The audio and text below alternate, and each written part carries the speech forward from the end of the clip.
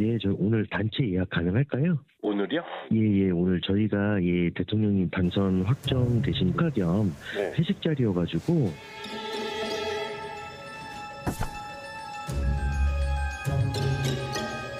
혹시 그 주류업체 쪽에 술 한 명 확인할 수 있나요? 술 좀 준비해 주신다 해서. 와인을 이제 자기가 아는 그 사이트에다가 주문을 하면 가서 다 같이 결제를 해주겠다.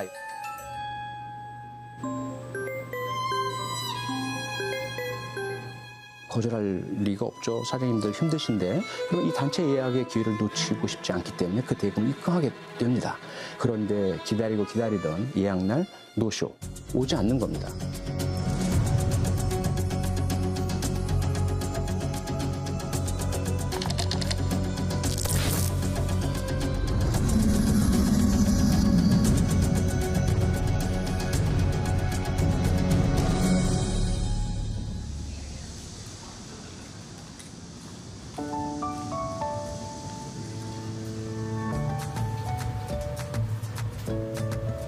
지난해 식당을 연 김정건 사장님. 단골 손님이 하나둘 늘고 가게가 막 자리 잡아가던 중요한 시기.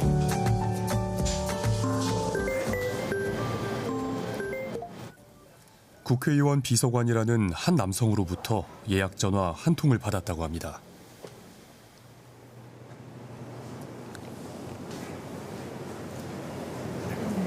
안녕하세요. 전화가 맨 처음에 언제쯤 왔는지 기억하세요? 처음에 대통령 선거 그때 언제였나요? 그때 4월인가? 6월 그때 맞아요. 그때 6월 그쪽에 이제 국회의원이라고 이제 식사 이제 오신다고. 그래서 되게 좋았죠. 막 국회의원이도 오고 또 유명하신 분이고 하고 하니까 안녕하세요. 저 무슨 국회의원 비서입니다. 뭐 이렇게 이름까지 다 말씀하더라고요. 그런데 이 비서관이란 사람 조금 이상한 부탁을 해왔습니다. 회식 때 국회의원들이 고급 프랑스 와인을 마실 예정이니 특정 주류업체에서 술을 대신 사달라는 요청이었습니다. 딱 정해진 와인이 있더라고요. 네, 라타슈 그랑크리 그 와인이더라고요. 네. 그런 와인 이름 들어보신 적이 있어요? 아니요, 저 안 들어봤죠. 소개받은 업체는 와인 한 병에 500만 원이라며 술값을 보내면 와인을 바로 보내주겠다고 했습니다. 원래 500이었나? 근데 두 병 하시면 좀 저렴하게 해준다고 해서 그래서 450으로 해서 두 병 하면 거의 1,000만 원? 네. 의심치 않고 1,000만 원 넘는 돈을 입금한 사장님. 하지만 예약 당일 국회의원 일행은 오지 않았고 주문한 와인도 배송되지 않았습니다. 지난 6월 대선 기간을 전후로 기승을 부리던 정당 사칭 노쇼 사기였습니다. 식당에 거짓 예약을 하고 금전적 피해를 주는 이른바 노쇼 사기가 이어지고 있습니다. 그런데 대선이 다가오면서 후보 캠프 관계자를 사칭한 노쇼 사기가 극성을 부리고 있어 주의가 필요해 보입니다. 허위 예약을 하고 양주나 와인 등 고급 술을 대리 구매해달라며 특정 계좌에 입금을 유도하는 방식. 처음에는 이렇게 좋았다가 이렇게 무너진 느낌.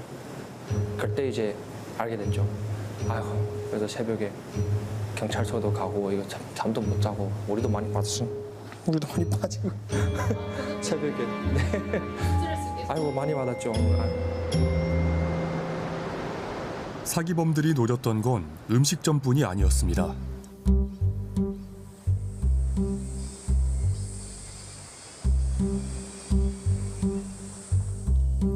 충남 태안의 한 펜션. 선거 전에 이제 의원님들이랑 묵을 방이 필요하다 해가지고 저한테 방 8개를 2박으로 해서 예약을 좀 해달라 하면서 문자로 연락이 왔었어요. 명함은 물론 정당 로고가 박힌 결제 확인서까지 보낸 사기범은 당시 국민의힘 비상대책위원장의 서명을 도용하기도 했습니다.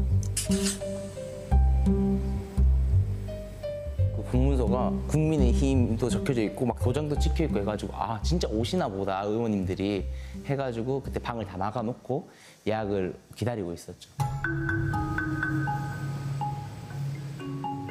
의원들의 특식 메뉴를 대신 구매해달라는 요청까지 음식점 노쇼 사기범과 같은 수법이었습니다. 브리오슈, 브르고뉴, 이름도 뭐 부르기뇽, 프랑스 요리들 엄청 고급진 요리들 같았어요. 1인당 40만 원인가 60만 원 해가지고 240만 원 돈을 요구하더라고요.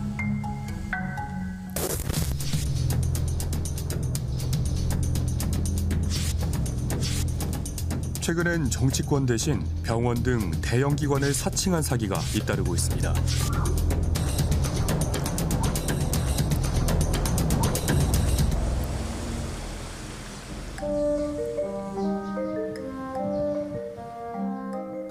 식당 근처의 대학병원이라며 예약한 여성에게 900만 원 넘는 돈을 잃은 고깃집 사장님.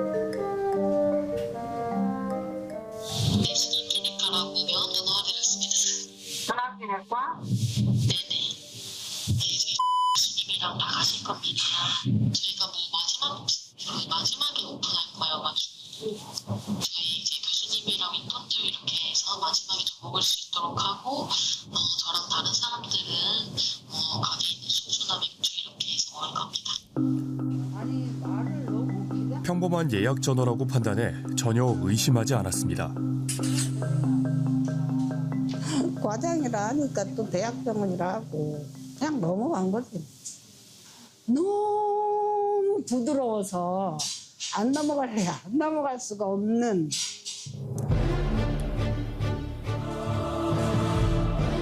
어느샌가 자영업자들의 일상을 파고들기 시작한 노쇼 사기. 어떻게 이런 일이 벌어진 걸까?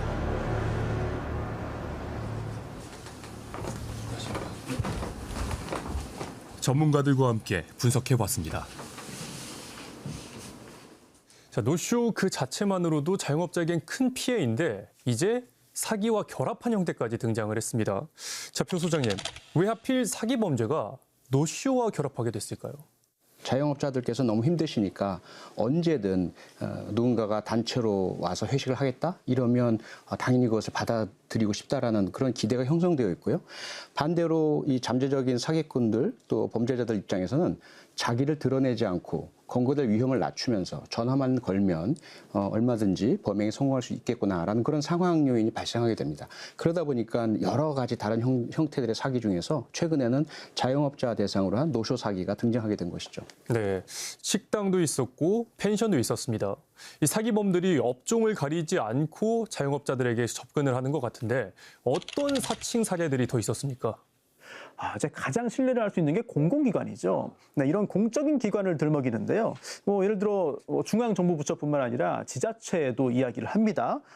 정치인이나 정당도 여기에 포함될 수 있겠고요. 그리고 최근에 굉장히 좀 충격을 받은 게 있는데 이제 군부대 사칭을 넘어서 경찰서 회식까지 얘기를 합니다. 설마 사기꾼이 경찰서를 가지고 사기를 치겠느냐 이렇게 얘기를 하는데 그만큼 사기꾼들 입장에서는 이거 안 걸린다, 나는 걸리지 않는다 이런 확신을 가지고 하는 범죄죠. 네, 유명인이라든지 공공기관을 사칭했다면 피해 규모도 상당할 것 같은데요. 그렇습니다. 저도 이 통계를 보고 깜짝 놀랐는데요.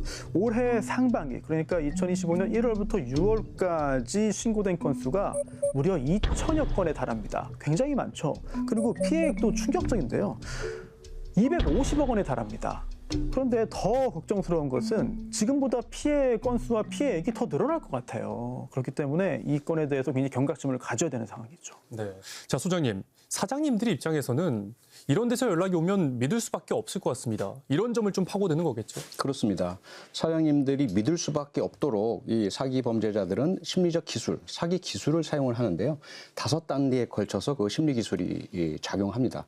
첫 번째가 개연성입니다. 그러니까 최근에 선거가 있었다, 또는 스포츠 경기가 있었다, 아니면 단체에 무슨 회식할 만한 거리가 있다, 주변에 관공서나 이 개연성을 첫째로 이용합니다. 두 번째는 기대 게 이익이에요. 내가 만약에 이 예약 요청 전화를 수락을 하면 매출이 이만큼 늘어나고 힘들었던 부분이 해결이 되고 연상하고 상상하도록 만듭니다. 세 번째는 선택권이에요. 사장님이 이 예약을 받으실 수도 있고 거절하실 수도 있습니다. 당신 선택입니다. 그럴 경우에 의심이 덜 가는 거죠. 그 다음에 이제 경쟁과 포모 증후군이라는 심리적 기술이 들어가는데요. 내가 거절하면 다른 곳으로 갈 겁니다. 그때 이제 포모 증후군이라는 것이 fear of missing out이라고 하거든요. 남들은 이익을 보는데 나 혼자 이익을 못 보고 거기서 빠진다? 이건 사람이 견딜 수 없는 그런 심리적인 힘을 발휘합니다. 여기 마지막으로 후광 효과가 작용합니다. 알고 있는 연예인, 유명인, 관공서, 대기업, 군부대 이러한 이름만으로도 이미 그 뒤에 있는 후광이 딱 작용을 하면서 믿음이 갈 수밖에 없는 거죠.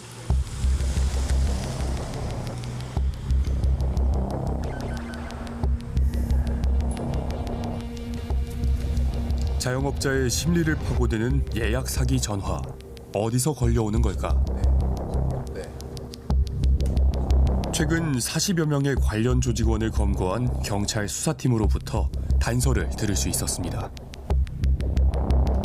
보이스피싱 조직이 해외 발신 전화를 국내 전화처럼 위장하는 장치가 노쇼 사기에도 다수 사용됐다는 겁니다.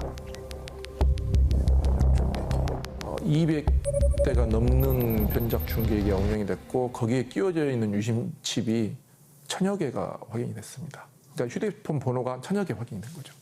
변작 중계기가 명의자가 있습니다. 그 명의자가 쭉 확인을 해보면 주로 해외 동남아 쪽 사람들 명의가 많이 확인이 되는 걸로 봐서는 해외 조직이 관련돼 있다고 보고 있습니다.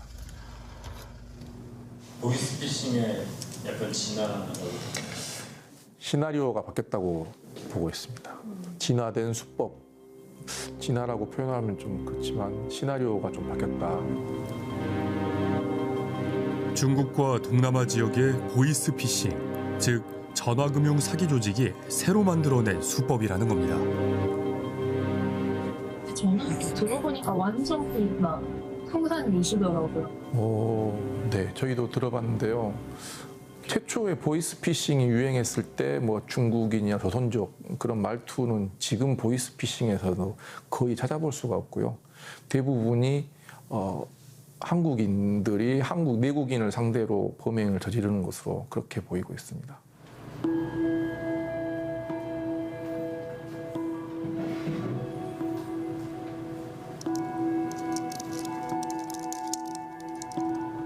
실제 온라인 불법 구인구직 사이트에서는 TM, 즉 텔레마케터라는 명목으로 한국인 보이스피싱 조직원을 모집하고 있었습니다. 노골적으로 소방서와 군부대를 사칭할 사람을 구한다는 한 게시물. 취재진이 이들에게 직접 연락해봤습니다.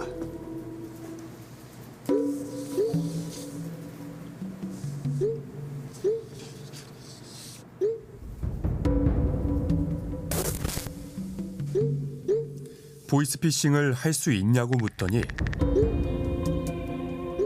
검찰 사칭은 태국에서, 소방서 사칭은 베트남에서 한다고 합니다. 여보세요? 어차피 그 소방도 우리 사무실 금방 한지 뭐 얼마 안 돼요. 뭐 이제 뭐 2달도 안 돼요. 근데 그럼 그거는 그 소방서 물품 구매하는 척 하는 건가요? 그 기사에서 본 것 같은데. 네. 그럼 사무실에 있는 사람들은 다 한국 사람들이에요?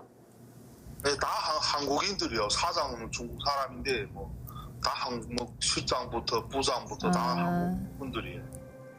팀장님께서는 제가 말투 들었을 때 한국 분은 아니신 것 같은데 어디 분이세요? 네, 저 중국 교포예요.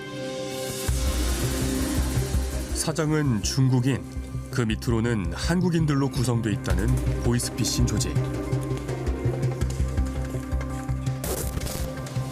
예, 사실 제가 KBS 취재진인데요. 네? 예, 저희가 사실 KBS 취재진인데요. 네, 그 사기 대본을 바꾸신 거예요? 여보세요? 안 들려요.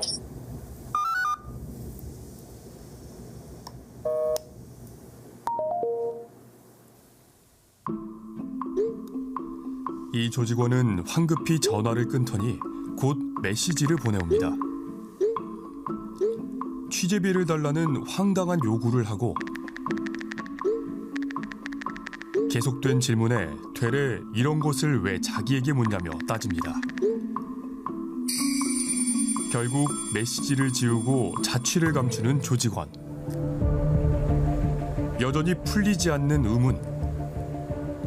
또 다른 조직에 접촉해봤습니다.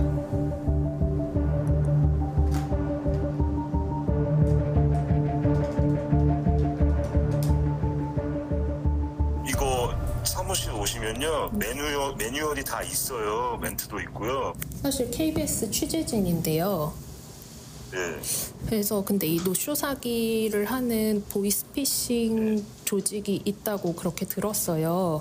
노쇼 사기는요. 네네.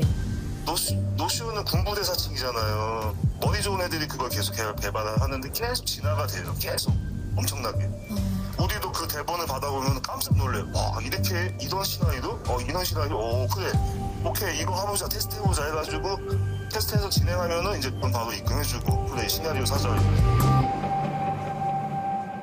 예, 조금 전에 취재진이 이렇게 전화를 했잖아요. 통화하는데 이제 범죄 조직 입장에서는 정말 자리를 구하는 사람인 줄 알고 통화를 한참 한 거 아니잖아요.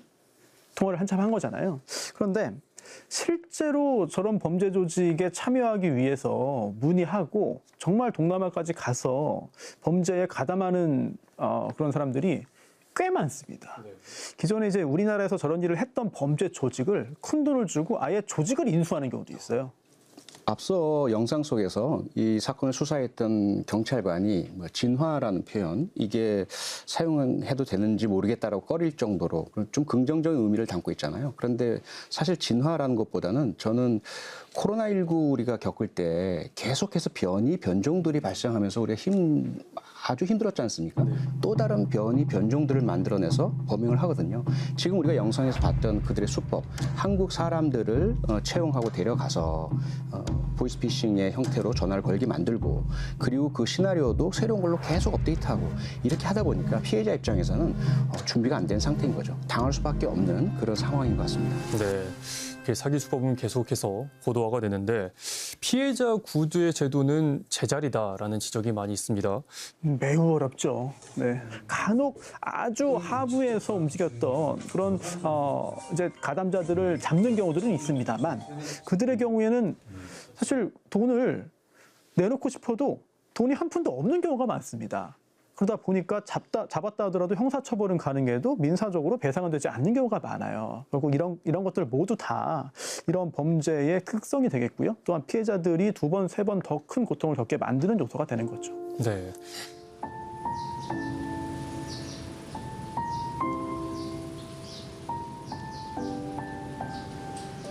생각이 없어, 감각이 없어. 그만큼 몸이 망가졌어. 난 지금 너무 아파서 하루 사는 게 기적이라고 살아서.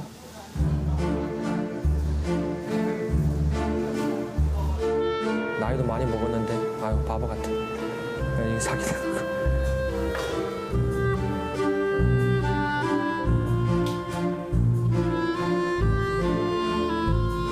사기 범죄는 결코 피해자 책임이나 탓이 아닙니다. 100% 가해자의 책임입니다. 또 중요한 것이 사기 피해는 특정한 연령, 특정한 사람, 특성 혹은 직업에 종사하는 분들만 당하는 것이 아닙니다. 누구든지 당할 수가 있습니다.